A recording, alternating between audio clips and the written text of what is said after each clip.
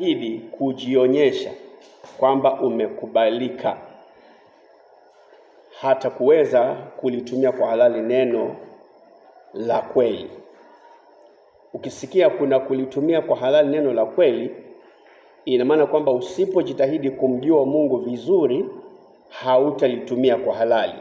Kuna vile linaweza kutumika kiharamu, maana to opposite ya halali ni haramu. Kwa hiyo usipokuwa na tabia ya kujifunza neno la Mungu, sasa hutajua. Unajua hili neno maandiko yanasema ili uweze kulitumia. Kwa hiyo neno la Mungu si la kuhubiriwa tu, unastahili ulitumie. Sijui wewe huwa unalitumia neno la Mungu ama huwa unangojea tu uhubiriwe ukienda. Neno la Mungu unapewa ili ulitumie katika maisha yako. Kwa hiyo ninapowaona hivi mmefika, nafurahi na nasikia kutiwa moyo na nawapongeza. Na mara nyingi pongezi hazitumiki sana inapofika ni masuala ya Mungu, kwa sababu chochote unachofanya kwa ajili ya ufalme wa Mungu ni kwa faida yako. Mimi msimamo wangu ni huo, ya kwamba kila bidii unayotia kwa ajili ya Mungu ni wewe utakayefaidi. Kwa hiyo nikupongeze nisikupongeze, faida ni ya kwako. Ni kama mtu anayepeleka pesa benki, anazipeleka zile pesa benki, ni akaunti yake, na kuna siku atahitaji ku withdraw, itakuwa faida kwake. Kwa hiyo ikiwa kuona ukienda kuweka pesa benki na anang'ana kukupongeza, nitakuwa tu nafanya kazi ambayo haina lazima, kwa sababu hainihusu. Kwa hiyo tufanyapo bidii kwa ajili ya masuala ya Mungu ni kwa ajili ya mtu binafsi. Mavuno ni yako mwenyewe. Nikitia bidii leo kwa ajili ya Mungu, si kwa ajili ya mchungaji wangu. Ukitia bidii leo kwa ajili ya Mungu, si kwa sababu yangu. Wilson, ukitia bidii leo kwa ajili ya Mungu, ni kwa sababu yako wewe, uwe imara. Jumapili iliyopita tuliongea habari ya mtu ajengaye nyumba vizuri, ambaye anachimba sana mpaka afikie mwamba. Anapochimba sana vile mpaka afikie mwamba, ni nyumba yake anajenga. Na ile nyumba itakuwa imara kwa ajili yake yeye mwenyewe, kwa sababu itakapokuwa imara, yeye ndio atakuwa salama. Ama vipi jamani? Yeye ndio atakayekuwa salama. Maana mawimbi yatakuja, dhoruba itapiga, mvua itanyesha, na ile nyumba itasimama. Atakayekuwa salama ni huyo mtu. Kwa hiyo hutii bidii kwa ajili ya Kristo kwa ajili ya mtu, bali ni kwa ajili yako. Tukaona ule mtu uliopandwa kando ya maji uenezao mizizi. Ukieneza mizizi ni bidii ile. Ukieneza mizizi ni kwa faida ule mti, kwa sababu jani lake ndio halitanyauka, utazaa matunda kwa wakati wake. So atiaye bidii kwa ajili ya Kristo anafaidi yeye mwenyewe. Bwana asifiwe. Tunashika hiyo. Unaweza kujiangalia hivi uone hamko kikundi kikubwa, na pengine kesho unaanza kusikia kama uvunjike moyo, kwa sababu kila tunapokutana kwa mafundisho haya tunakuwa wachache tu. Kila tunapokutana kwa mkesha tunakuwa wachache tu. Haistahili kukuvunja moyo hiyo. Wewe endelea, kwa sababu anayefaidi ni wewe. Umekuja kwa mkesha, umepatikana wawili, endelea tu. Manake ile hazina utakayofanya ama ile shughuli utakayofanya inaingia kwenye hazina yako, inaingia kwenye akaunti yako. Ukikutana kama hivi mafundisho watu wamekuja wachache, hamna tatizo, wewe endelea kuja, sababu anayefaidi ni wewe. Wewe ndio unaondoka na kifurushi cha faida. Hivyo ndivyo maisha ya Kristo yalivyo. Hivyo ndio maisha ya imani yalivyo. Tupate kuelewa namna hiyo. Haiendi kwa kikundi, haiendi kwa koram fulani ipate kutimia. Ndio maana Mungu pamoja na uungu wake na ukubwa alionao na mamilioni na mabilioni ya watu ameumba, anasemaje? Anasema 2 au 3 watakapokusanyika kwa ajili yangu, mimi niko katikati yao. Yaani huyu Mungu pamoja na mabilioni ya watu ameumba, lakini hata watu 2 wakikusanyika, 2 wakifika, yuko hapo. Hana dharau, hasemi ya kwamba mimi ni Mungu, nimeumba, nataka mkusanyiko wa kueleweka. Anaangalia watu 2 wamefika kwa ajili yangu, anakuwa pale. kwa sababu anathamini sana kusanyika kwako, anathamini sana kukaa kwako mbele za Bwana. Hii inatuambia vizuri ya kwamba maisha ya Kikristo ni ya kibinafsi, ni ya mtu binafsi. Njoo ukae. Na ndio sababu tukifika, saa zikifika, hata kama umeketi peke yako mtu mmoja, tunasonga mbele kwa sababu Mungu yuko tayari. Ni nani mwingine tunangojea? Hatutangojea mtu, kwa sababu Mungu yupo. And if God is there, bwana mmoja akaulizwa, sasa mimi nishamwamini Kristo, maji ndio haya, ni nini kinanizuia nisibatizwe? Tayari akabatizwa, kwa sababu what needed to be there was already there. If God's presence is with us, then what are we waiting for? We ought to begin the service. And here we are. Kwa hiyo hii ibada imefanikiwa sana. Imefanikiwa sana. Tunaendelea kwenye mafundisho yetu tuliyokuwa nayo kwenye mkesho uliopita kuhusu why do we pray, na tulifikia mahali pa kuulizana, pa kujifunza kuhusu the key to effective praying, siri au funguo wa maombi yaliyofaulu, yaliyofanikiwa. Ndio mtu aweze kuomba maombi yaliyofaulu, kuna vitu anastahili kuvifahamu. Bila kuwa na ufahamu wa kutosha kuhusu shughuli fulani, hauwezi kuifanya vizuri. Katika shughuli yoyote ambayo unataka kuifanya, lazima uwe na uelewa fulani. Hata ukiingia kwenye shamba lako, unataka kufanya ukulima, lazima hiyo ratiba iko akilini mwako, ni nini unataka kufanya. There is some understanding ambayo uko nayo, ya kwamba hivi nakwenda kuingia shambani, what is my agenda, nataka kufanya nini. Kwa hiyo, kwa sababu mikono yako inafuata ratiba iliyo akilini, before you do anything, akilini mwako huwa imeshapangika. And that's why sometimes tunasema before things exist in the physical, zinakuwa zimeexist katika roho, ya kwamba imeplaniwa, ipo. Hata mtu anapojenga nyumba, tayari ramani huwa iko akilini. Hata ukienda kwa mchoraji akuchoree nyumba, tayari kuna vile unaiwaza ndani ya akili yako, napenda hii nyumba iwe room hizi. Atakuuliza yule mchoraji, hii nyumba unayotaka nikuchoree ni ya room ngapi? Na unataka iwe jiko na nini iwe ndani ama namna gani? Useme wewe. So you have to have the picture of what you want to have. Alafu mchoraji anakupangia hiyo, anakuchorea. Sasa anaipanga vizuri, hizi bedroom 3 ulizosema zinapangika hivi na vile. Alafu kitchen inakuwa hapa, sitting room inakuwa hapa, lakini the outline umetoa wewe, kwa sababu anachora kulingana na vile ulivyosema. So it has to be in existence in your mind before ije kuwa in the actual existence. Kwa hiyo ndio tunasema kwamba in whatever we do, lazima tuwe na understanding of what we want, ni nini tunaenda kufanya. So when you talk about prayer, huyu mtu anatoka nyumbani mwake anasema ninaenda kwa maombi. Do you know what it entails to say prayers? Lazima, ama to call it prayer, lazima uelewe. So ndio tukajifunza baadhi ya vitu kama hivyo, ili kuweza kuwa na effective prayer. Kuna vitu unapaswa kuweza kuunderstand, na tuliviona kwa wale ambao tumekuepo, tumeona, na sasa tunaendelea tu. So kwa kugusia tu, tuliona kwamba tuendapo mbele za Mungu hatustahili kuhofia wala tukibahatisha, kwa sababu already attitude ya Mungu kuhusu kuombwa ni positive. Lazima tuelewe huyu mtu tunayemwendea kwanza huchukuliaje tunapomapproach. Kuna watu wengine hawafikiki. Mnaenda kwa huyu mtu lakini huwa mapokezi yake huwa si mazuri. Ni kujilazimisha tu kwa sababu ndio yuko kwa hiyo ofisi, lakini sipendi kumkuta. Kuna ofisi zingine ziko na hai fulani ndio yuko. Unasikia kushuka moyo kwa sababu ile ofisi inastahili iwe na mtu mzuri, lakini yule aliye pale. Kuna hata hospitali tunaenda, ukikuta daktari fulani usikie vizuri, lakini ukimkuta daktari mwingine fulani unasema fulani ndio yuko, basi na raha. Unasema anajua kusikiza vizuri, anakusikiza nini na nini, yani unasikia the way, the reception. So as we go before God, we need to understand what kind of reception does God give us.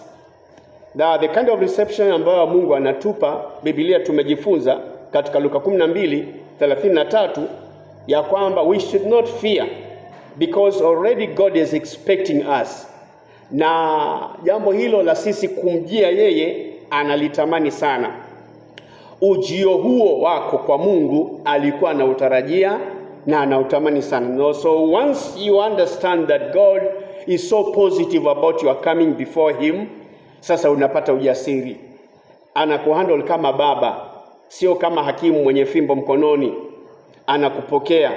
I want to talk about the prodigal son, ambaye alipokuwa amepotea vile na akaharibu mali zake, akaona mambo yamemharibikia, alianza kufikiria juu ya kurudi kwa baba yake. Na katika akili yake kuna vile alivyojiambia na kuna vile alivyowaza kwamba narudi kwa babangu na kuna uwezekano nikakosa kupokelewa kwa sababu nilichukua kila kitu kilichonihusu, na hata narudi kwenda kusema nini? Pengine nitakuta baba aniulize unarudi hapa kufanya nini? Na ulichukua kila kitu kilicho chako. Hapa umefuata nini? Hiyo yote ilizunguka kwenye akili zake. Lakini katika Isaya 55 fikiri mstari wa 8 ndio inayoongea habari ya mawazo ya Mungu ni tofauti na wanadamu. Na ule mfano wa mwana mpotevu kupokelewa na baba yake ilileta picha kuelewa ya kwamba awazavyo Mungu ni tofauti na vile binadamu wanavyowaza. Yaani hilo uelewe. Usiwahi kwenda mbele za Mungu ukimfikiria unavyofikiri wewe. No wonder Biblia inasema kwamba anapotujibu sisi anatujibu zaidi ya vile tuombavyo na vile tunavyofikiri. Hivyo ndivyo Mungu alivyo. Kwa hiyo kuna mtazamo ulio nao kwa Mungu ambao sio halisi. Sawa, ni wa kwako na unahurusiwa kuwa nao kwa sababu wewe ni mwanadamu. Mtazamo wako kuna mahali unafika na mawazo yako kuna vile anafikiria. Lakini mtoto wa Mungu, mtu akishaokolewa, anaambiwa sasa usizitegemee akili zako mwenyewe. Anza kuendesha maisha yako kwa kufuata mawazo ya Mungu. Mungu amefanya matukio mbalimbali katika Biblia tukiyasoma, na hata katika maisha yako ukipewa nafasi ushuhudie, kuthibitisha kwamba ninavyowaza mimi sio kama binadamu anavyowaza. Mwanadamu anawaza mtu akikosa kabisa anastahili kuadhibiwa na asikie hivyo. Lakini Mungu anawaza juu ya kumwokoa mtu huyo. A good example ni wakati ambapo watu walifumania mwanamke kwenye uzinzi, walimpeleka haraka kwa Yesu akitarajia sasa nataka tuone Yesu kama anatimiza amri ya Musa, apigwe mawe huyu. Lakini Yesu mawazo yake yalikuwa tofauti na wao. Yeye aliangalia mwanamke kahaba huyu, mzinzi huyu, na akafikiria kumuokoa. Wakati watu wanapofikiri kummaliza, Mungu anawaza kumuokoa. So mwana mpotevu anapowaza kurudi kwa baba akiona kwamba nikifika nitakataliwa, ndio akasema ni heri mimi hata kama nitakaa kwa staff quarters, hata kama nitakaa asinihesabu kuwa mtoto wake, mimi niko heri. Hata kama nitakuwa kama watumwa wake, hata kama nitakuwa nalala kwa nyumba zile za wafanyikazi, yani ni heri, mimi nakubali maana mkosa ni yangu, nimekubali. Dadi akisema kwamba sikuhesabu kuwa mwanangu tena usiingie kwa nyumba, mwana alisema niko tayari. Usiingie, lala huko kwa wafanyikazi kama wewe mtumwa. Asema hiyo yote niko tayari. Alisema ni heri hiyo maisha ya kukaa kwa mmoja wa wafanyikazi wa dadi kuliko hapa kula kutamani chakula cha nguruwe. So hiyo ndio mtazamo alikuwa nao akimwendea baba yake. Sasa wakati anapofika na matarajio yale, sijui kama nitalakiwa na viboko ama itakuwa namna gani yuko. Sasa amefika, Mungu anafundisha ule mfano kwamba babake alipomuona alimkimbilia, akambusu sana na akamkaribisha na akasema huyu mtoto kuchinjwe. Nini? Kulichinjwa nini? Kondoo? Kweli? Ndama ama nini? Haya, utastadi hiyo. Kuchinjwe. Yule bradhake na mawazo yake ya kibinadamu akaangalia baba akasema, Daddy, this is unfair. Mungu vile alivyo, this is unfair. Yaani mimi nimekuwa hapa so loyal to you, mwaminifu kwako, sijawahi kukukosea. hujawahi nichinjia hata mwanambuzi hata chochote. Nilitarajia mimi ambaye nimekuwa loyal sasa nipate zawadi, yani nichinjiwe kwa kunipongeza, uniandalie siku mimi, unitegee siku jamaa, uite watu, uambie jamani, njoni muone mtoto mtiifu, ufanye sherehe kwa ajili yangu. Sasa huyu ndio aliyekosea, amepotea. Huyu ndio unachinjia. Na kushangaa baba. Sasa baba anamwambia, nafanya hivi kwa sababu mwanangu alikuwa amekufa na sasa amefufuka. Alikuwa amepotea na sasa amepatikana. Kwa hivyo nafanya sherehe. So unaona pale mawazo ya mwanadamu na ya Mungu. Kwa sababu lengo la kuweka ule mfano pale wa mwana mpotevu ni kupatia picha ya Mungu anavyokutazama. Mungu anavyotazama mtu mpotevu, anamtazamaje? Anamkamia sana ili amwadhibu, maana ndivyo binadamu walivyo. Fulani amenikosea sana, ngoja siku nitamshika kwa mikono yangu, nitamtafuna na meno. Kisasi kinachemka ndani ya mwanadamu. Lakini Mungu akikosewa anawaza ni jinsi gani huyu mkosaji nitamtoa kwenye shida yake. Kwa hiyo ndio mfano ule wa baba yule. Badala ya kumkasirikia yule mtoto, yani mtoto alienda, ngoja nimuone akija pale, hata asinisalimie, badala yake anamkumbatia na kumbusu sana. So Mungu ana mtazamo wa tofauti kabisa na jinsi ambavyo mwanadamu alivyo. Tuende katika mtazamo huo tunapoishi. Hiyo inatusaidia hata tunapoenda mbele za Mungu tujue tunaenda mbele za Mungu aina gani. Yule mpendwa ambaye hata amekosea Mungu, unamwambia nini? Je, unamwonyesha Mungu hakimu au unamwonyesha Mungu mwenye upendo? Ili kwamba anapoenda mbele za Mungu anajua nina baba ambaye ananitamani nirudi katika laini. Kwa hivyo inamsaidia mtu yule kuwa na toba yenye uhakika ya kwamba hivi nasamehewa na napona. Inamsaidia yule mtu aliyepotea, alijisikia kwamba nimekosa sana, sistahili, akifundishwa attitude ya Mungu kuhusu towards binadamu atapata kumwelewa. Kwa hivyo anarudi kwake, anakuja kwa ujasiri mbele za Mungu. Mfano mwingine tunaoona ni wakati ule pale msalabani. Ulikuwa na wezi wawili. Of course mwizi mmoja akamkejeli Yesu, ikawa imekula kwake. Huyu mwingine akawa na hali ya toba, akamkemea mwenzake, akamwambia, wewe huoni kwamba huyu, sisi tuko hapa misalabani kwa sababu ya makosa yetu. Sisi tuna haki ya kuwa misalabani vile tuko, kwa sababu tulikosea watu, tulinyang'anyana, tumeua na tunasulubiwa kwa haki. Lakini huyu aliye hapa katikati yetu hana kosa lolote, yuko msalabani lakini sio kwa hatia yake. Na hapo akasema, Bwana, ukifika unikumbuke kwenye huo ufalme wako. Hiyo ni toba. Pale pale Yesu akamalizana naye, akamwambia, usiku wa leo utakuwa na mimi paradiso. Hebu fikiria hiyo hali Mungu alivyo. Binadamu ana mawazo yake kuhusu mhalifu, na yule bwana hakusingiziwa kwa pale msalabani. Alikuwa muovu kweli, ameua, mwizi, jangili, robbery, alifanya robbery with violence. So si mtu wa kukiona pale msalabani. Sasa ndio wamemfikisha pale msalabani kwamba mtu kama huyu anastahili kufa, na ilikuwa haki yake kama yeye mwenyewe alivyosema. Lakini ilipofika kwa Yesu, yeye ni mwokozi, yeye ni mtatuzi wa hali, yeye si mchochezi, yeye si mtu anayeshangilia mabaya yako.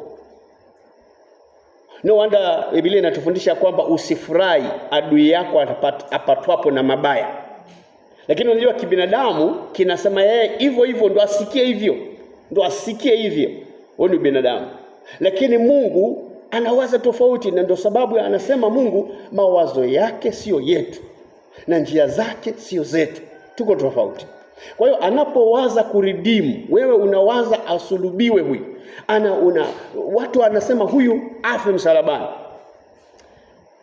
Leo siku moja nikasema kwamba kama wanadamu wangeulizwa, Yesu aseme, jamani, mliomleta huyu msalabani anatubu, nimsamehe ili nimpeleke mbinguni, mwaonaje? Wewe unafikiri binadamu angesemaje? Angesema hapana. Hapana. Ile mambo amefanya hapa Yesu hujui. Aende motoni straight huyo. Aende motoni straight. lakini Yesu ni Mungu. Nasema usiku wa leo, kwa toba hiyo tu, kwamba umetubu hivyo, sasa nikumbuke, umeutambua ufalme huu wangu, basi unaingia moja kwa moja. Dakika ya mwisho huyu bwana alipata chance nyingine mzuri sana. Yuko msalabani, anauawa, anamalizana na ulimwengu, anaondoka ulimwenguni, alafu dakika ya mwisho ameongea na Yesu, tayari akapata, anakufa tu, naenda straight. Kama kuna mtu mwenye raha ni huyo, ijapokuwa ile shida alivumilia ni misumari msalabani na kuvunjwa miguu, sababu usiku wa kuamkia hiyo siku ya Pasaka hakustahili kulala mtu msalabani. So it is so painful ya kwamba msalabani kama umesulubiwa na kesho hakustahili kuwa na mtu msalabani, usiku unaharakishwa, leo unaharakishwa ili kesho isikute mtu msalabani. Waliheshimu sana siku hiyo ya Sabato. Sasa uzuri wa Yesu, yeye akawa amekufa. Kwa hiyo wakija kuangalia wavunje miguu wakampata ameshakufa tayari. Ndio maana maandiko yanasema hakuvunjwa hata mfupa hata mmoja. Badala yake wanafanya kumdunga ubavuni, akatoka damu na maji. Lakini wale wezi wengine, ukikutwa bado uko hai, unaharakishwa, unavunjwa miguu ili ufe haraka, usiku huo umekufa, kesho isikupate uko hai. Ilistahili kulingana na sheria, haikustahili Sabato hii ukute kuna mtu msalabani, na inastahili kuwa amekufa akaondolewa, wa kuzikwa akazikwa. Sasa ikipatikana masaa yameendelea na bado unaonekana bado una nguvu, unamaliziwa. Sasa ndivyo Mungu alivyo. Na tulikuwa tunasema hivyo kwa sababu tunajifunza kuhusu funguo za maombi yaliyofaulu. Unataka uende mbele za Mungu upate matokeo. Waendaje? James inasema kwamba wakati mwingine tunaomba tunakosa majibu kwa sababu tunaomba vibaya. Kuna kuomba vizuri na kuomba vibaya. So you can spend a very good time mbele za Bwana kubwa tu, lakini ukawa na maombi ambayo hayakukusaidia kitu kwa sababu hukuomba vizuri. And that's why we need to teach one another, tuelewe, for me to have effective prayer, what do I need to know? Tunaende kujua kitu gani ili nisije nikaupoteza muda kwa mkesha wote na nimerudi nyumbani sijapata hata matokeo, au tumeingia mbele za Bwana tukaspendi muda wote tunaomba, lakini kimaliza pale ni magoti yanauma kwa kupiga sana, but hakuna kitu nimevuna. Kwa hiyo we ought to understand kwamba as you go before God, fear not, it is your Father's good pleasure to give you the kingdom.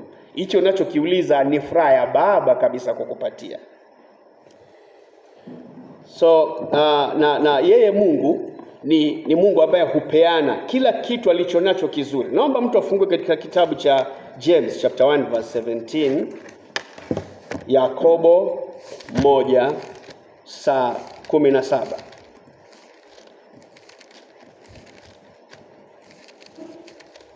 Inasema hivi, Yakobo 1:17, kisha kila kutoa kuliko kwema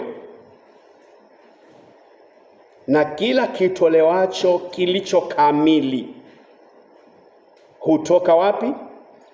Juu. Tumefika sote pale. Bible study unastahili kuwa unafungua Biblia haraka ili tusome pamoja. Yakobo usitafute New Testament, Old Testament. Ni mwisho kabisa kule, inaelekea huko, haijachana mbali na kuelekea Ufunuo huko. Iko karibu sana. So usitafute kwa Agano. Una watu wamesikia Yakobo, wameenda kule Yakobo yule mtoto wa nani wa Isaac. Sio huko, ni James huyu, not Jacob. Haya. So James chapter 1 verse 17. Kila kutoa kuliko kwema na kila kitolewacho kilicho kamili hutoka juu, hushuka kwa Baba wa mianga. Kwake hakuna kubadilika wala kivuli cha kugeuka. Anything good, anything you can talk about that is so good, haitoki kwa shetani, hutoka kwa Baba. Unapokuja mbele za Bwana, kuna vitu unaomba. Of course huombi vitu vibaya. Unaomba kuhusu kuokoka kwa mumeo, that is a good thing. Unaomba kuhusu kuokoka kwa watoto wako, that's a good thing. Unaomba ili kwamba ubarikiwe kibiashara, that's a good thing. Unataka biashara kuipanuke, unataka watoto wako wafaulu katika masomo, everything you think about ambao ni nzuri inapatikana kwa Baba, anayo tayari.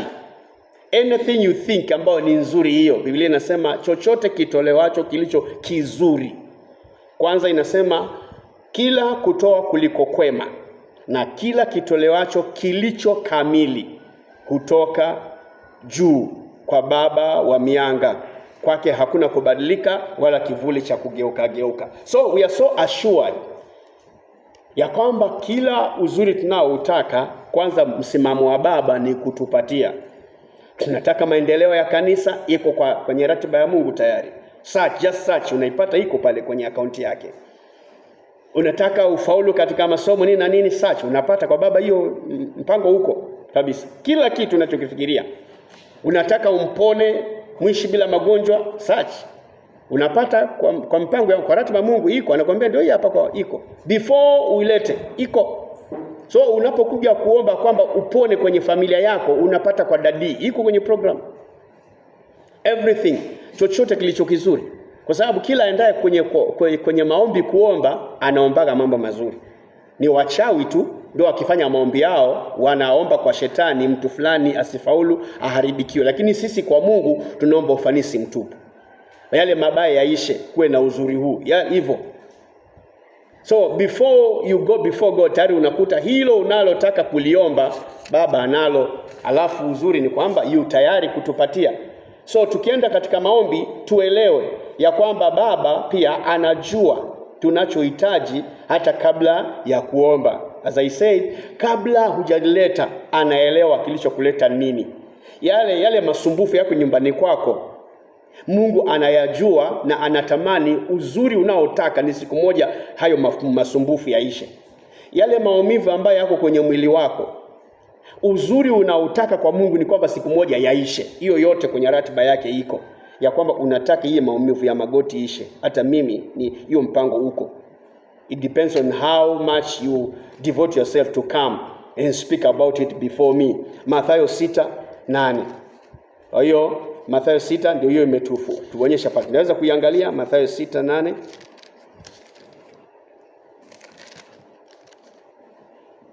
Inasema basi msifanane na hao. Tunaweza kina nani hao? Tuanze mstari wa 7 ndio tujue ni kina nani hao. Matthew 6:7. Nanyi mkiwa katika kusali, msipayuke kama watu wa mataifa, maana wao hudhani ya kuwa wanasikiwa kwa sababu ya maneno yao kuwa mengi. Basi msifanane na hao, maana Baba yenu anajua mnayohitaji kabla ninyi hamjafanya nini? Hamjamuomba. Sasa unaona yule mtu tunayekuja kuomba jinsi alivyo, tayari anatarajia nini utasema. Yaani hauji kungangana na Mungu kumuonyesha ile hali unapitia. He already knows what you're going through and he has the solution for what you're talking about. So prayer isn't trying to tell or to let God know what you have or as a problem or as a need. Katika maombi si hali ya kuja kumwelezea mtu ya kwamba Baba we hujui nilicho nacho na nimekuja nikufahamishe. Hapana. Ukiingia tu pale mlangoni, najua mwanangu amekuja na maisha yake ninayajua yote kuanzia mwanzo mpaka mwisho. Ana ugomvi na jirani shambani na hiyo anakuja kuomba hiyo. Ana ugomvi na father-in-law, ana ugomvi na mother-in-law, ana ugomvi na firstborn wake. Kuna shida hii na hii na hii kwake. Na hiyo yote anajua atataja mbele zangu. Sio mimi nasema, inasema ya kwamba basi msifanane na hao kwa maana Baba yenu anajua mnayohitaji kabla ninyi hamjamwambia ama kabla nyinyi hamjamuomba. Sasa akisema hivyo tutamgeuza kweli? Na unajua katika hiyo James tumesoma imetuambia kwamba hageuki. He knows hata kabla hujasema lolote. Hebu tuangalie Zaburi ya 139. Tuone kitu pale. Psalms 139. Before nilete sehemu ya maswali haya, Zaburi ya 139. Sikiza vile mstari wa kwanza unavyosema: E Bwana, umenichunguza na kunijua.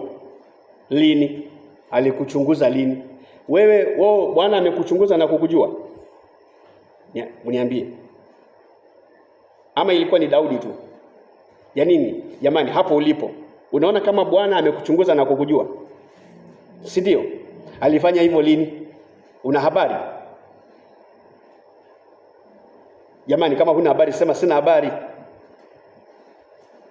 Unayo habari? Alichunguza lini?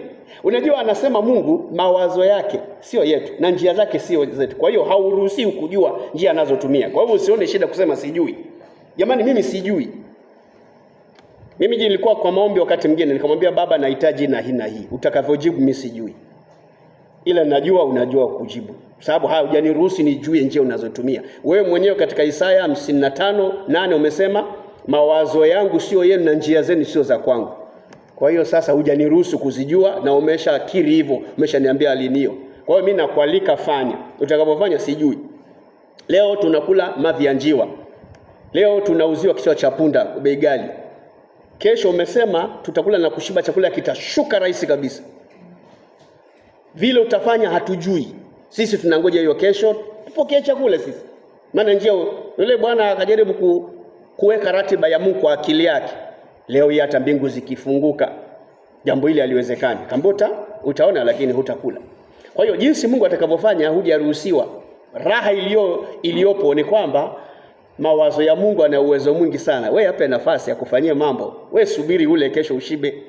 Yaani leo unga kilo moja wa ngano ama nini ilipanda sana. Ni mafuta.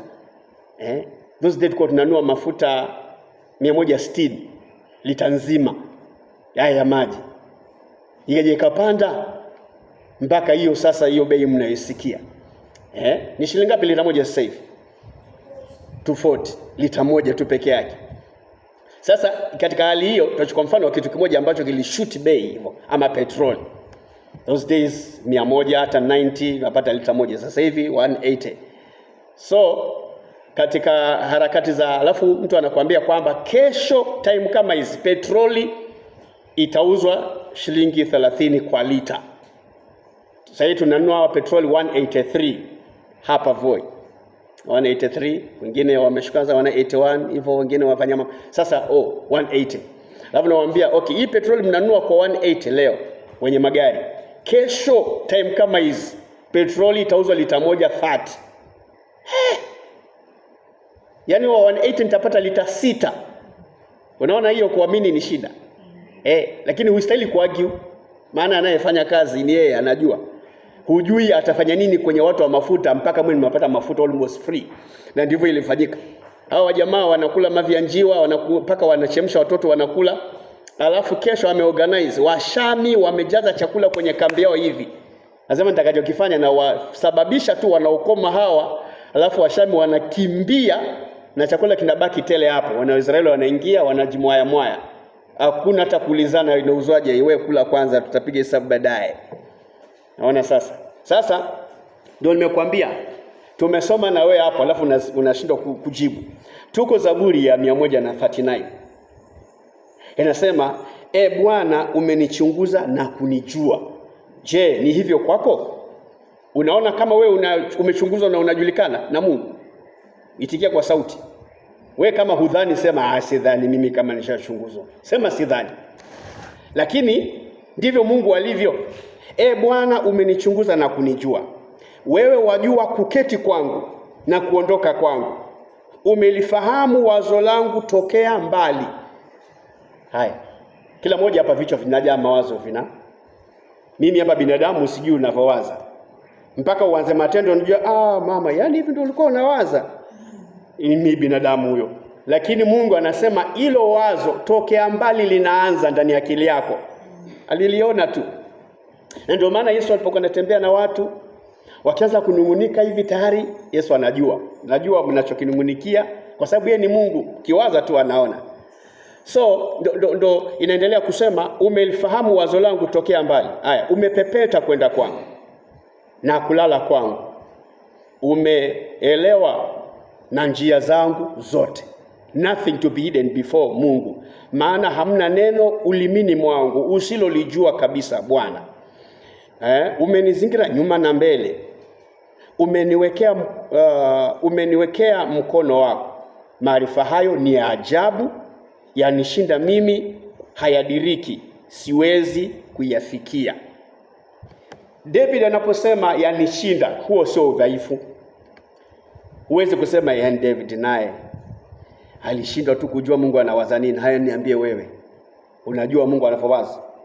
Kwa unamwona David ni mdhaifu hapa na amekubali udhaifu wake. Sema maarifa hayo ni ajabu, yanishinda mimi. Alafu Wilson anasema hiyo tu. Kwani hawezi kuelewa? Ni ajabu maarifa hayo ya aina gani? Ya kumjua mtu kabla hajaongea. Maarifa ya Mungu hayo ya kujua wazo la mtu tokea mbali. Hata we mwenyewe hilo wazo lenyewe halijakamilika. Hata we mwenyewe bado hujajua ni nini hasa unawaza. Lakini kutoka linaanza kumea kwenye akili yako ndio lije likamilike na waza kwenda mahali fulani, aliliona. Wakati mwingine unawaza, kesho siniingie kwa maombi ya kufunga. Hilo wazo hilo ameliona. Hata ukifikia mahali utoke asubuhi unatamani chai, ninairisha, wacha nje kufunga siku nyingine. Anakuona tu. Angalia, aliwaza huyu kufunga na kuomba leo, lakini sijui nini hivi amejipa sababu, ameamua kula, atakuja kufunga siku nyingine. Hamjawahi fanyikiwa hivyo nyinyi? Ishawahi, si ndio? Sema leo kesho mimi nataka niingie. Hauna niingie kwa maombi kesho. Unalala kabisa ukijua kesho mimi. Lakini unajisikiza hivi asubuhi, kabaridi kabila chai si nini. Wacha tu.